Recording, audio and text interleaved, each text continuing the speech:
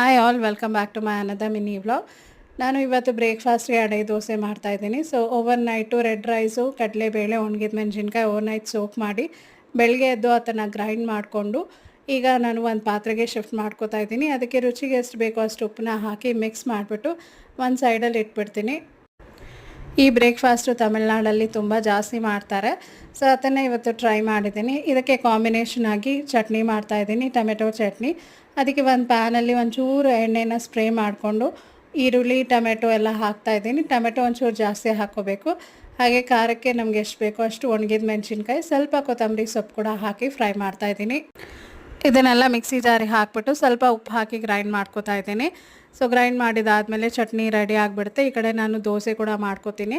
So ಇದಾಗಿತ್ತು ನಮ್ಮ ಇವತ್ತಿನ ಬ್ರೇಕ್ಫಾಸ್ಟು. ಮತ್ತು ಇನ್ನೊಂದು ಮಿನಿ ವ್ಲಾಗಲ್ಲಿ ನಾನು ನಿಮ್ಮನ್ನ ಭೇಟಿ ಆಗ್ತೀನಿ. ಅಂಟಿಲ್ ದೆನ್ ಟೇಕ್ ಕೇರ್, ಬಾಯ್.